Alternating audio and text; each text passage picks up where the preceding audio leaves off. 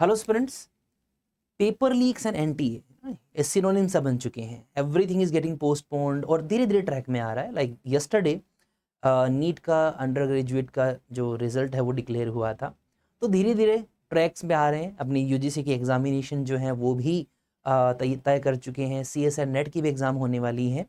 तो ये जो पेपर लीक हुआ था, तो गवर्नमेंट ने एक्शन लिया है और एंटी पेपर जो लीक है वो लॉ बनाया है। तो आज उसी के बारे में चर्चा करेंगे कि एंटी पेपर लीक जो लॉ है उसमें क्या क्या प्रावधान रखे गए हैं।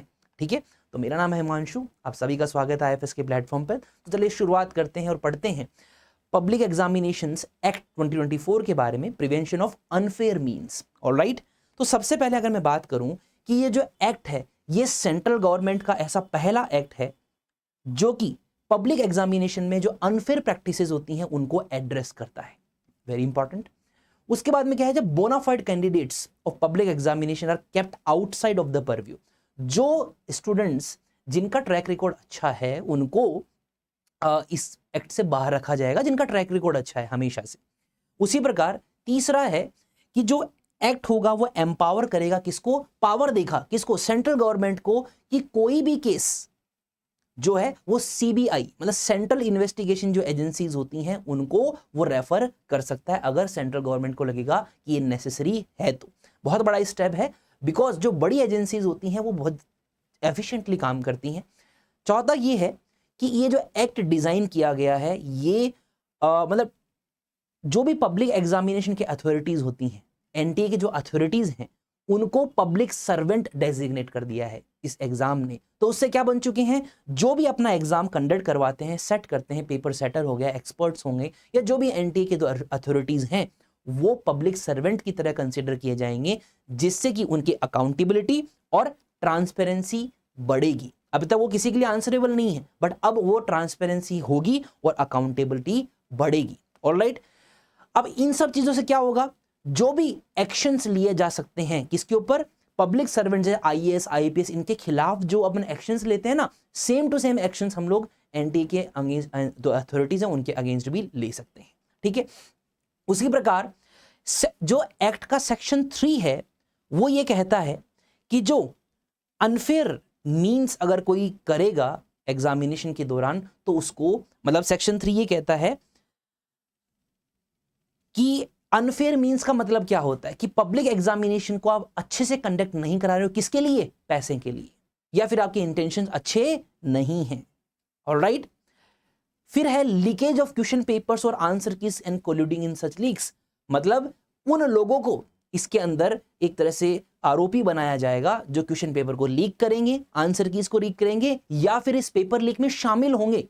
सिर्फ शामिल होना, आपने उन्होंने लीक नहीं किया है, अगर आप उस रॉन्ग डूइंग एक्टिविटी में, रॉन्गफुल एक्टिविटीज में अगर शामिल भी हो रहे हो तो आपको जो है इसमें फाइन लग सकता है और जुर्माना और जेल जाना पड़ सकता है। उसी प्रकार unauthorised access to question papers और ओएमआर रेस्पॉन्स शीट्स, अगर इनको भी किसी ने अनऑथोराइज्ड मतलब बिना किसी परमिशन के एक्सेस किया तो वो भी एज ए क्राइम कंसिडर किया जाएगा। आंसर शीट के साथ टेम्परिंग करना, ओएमआर शीट्स के साथ टेम्परिंग करना, और अगर कोई पर्सन एग्जाम के दौरान अगर सॉल्यूशंस दे रहा है बच्चे को, वो भी अब क्या होगा, अनफेयर मींस में माना जाएगा। मतलब इनविजिलेटर के खिलाफ भी एक्शंस होंगे।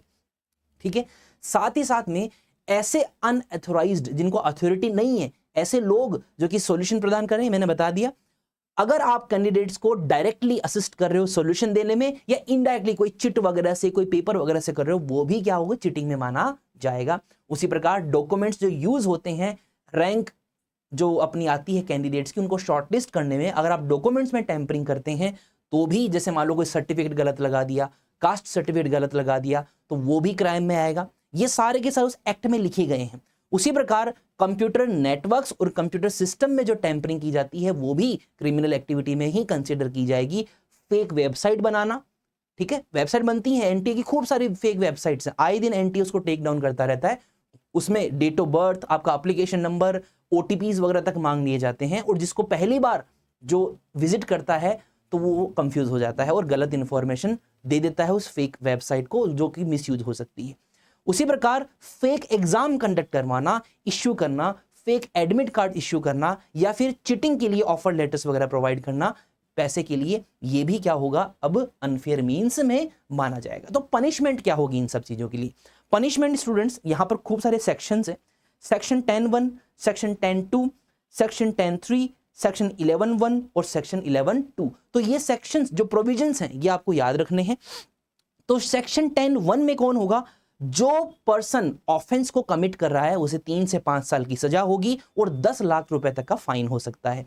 उसी प्रकार सेक्शन 10(2) में सर्विस प्रोवाइडर जो दे रहा है, सर्विस दे रहा है, इन सब कामों में लिप्त है जो, उसको 4 साल का जो है उसके ऊपर रोक लगाई जाएगी। वो पब्लिक एग्जाम कंडक्ट नहीं कर सकता। जैसे मान लो पब्लिक एग्जाम कंडक्ट करवा रही, कोई स्कूल कंडक्ट करवा रही है या कोई सेंटर, ऑनलाइन सेंटर करवा रहा है, अगर उसने चीटिंग करवाई है तो उसको 1 करोड़ का जुर्माना देना पड़ सकता है, ठीक है। या फिर उस एग्जाम को कंडक्ट करवाने के लिए, उस सेंटर में एग्जाम को कंडक्ट करवाने के लिए जितना एनटीए का पैसा लगा है वो सारा का सारा उससे वसूला जाएगा। सेक्शन 10(e) में लिखा गया है कि जो भी सर्विस प्रोवाइडर है उसका डायरेक्टर और उसका जो मैनेजमेंट है, सीनियर मैनेजमेंट है, उनको क्या किया जाएगा, 3 से 10 साल की सजा हो सकती है, 1 करोड़ का फाइन। बहुत बड़ा, ये बहुत बड़ी चीजें हैं, बहुत लाइमलाइट में आ रही हैं। उसी प्रकार person involve in organised crime, जो गैंग वगैरह बने हुए रहते हैं, उनके अगर कोई पकड़े जाते हैं तो 1 करोड़ का जुर्माना, 5 से 10 साल की सजा हो सकती है। उसी प्रकार जो भी संस्था, अगर पूरी संस्था ही चीटिंग में, क्राइम में और जो इन्वॉल्व है, तो उनकी प्रॉपर्टी को ही अटैच कर लिया जाएगा और फाइन जो भी उस एग्जाम को कंडक्ट करवाने के लिए एनटीए का पैसा लगा है वो सारा का सारा उनसे फाइन लिया जाएगा। तो ये अपना क्या है, प्रिवेंशन ऑफ, अपना जो एक्ट है ये वाला public examination act, prevention of unfair means. तो अनफेयर मीन्स मैंने आपको सारे के सारे यहां पर बता दिए। ये सारे के सारे अनफेयर मीन्स है, गलत जो चीजें हैं वो की जा रही है, वो चीजें हैं, ठीक है। तो स्टूडेंट्स ये था आपका anti paper leak law, exam में क्वेश्चन बन सकता है, तो आप लोग जुड़े रहिए। और इसी तरह के जो लेटेस्ट क्वेश्चंस हैं वो आपको हमारी स्कॉलरशिप टेस्ट में, जो कि 7 जुलाई को 8 बजे से स्टार्ट होने वाला है, सिर्फ आईएफएस की वेबसाइट और आईएफएस के एंड्रॉइड और आईओएस एप्लीकेशन पे स्टार्ट होने वाला है।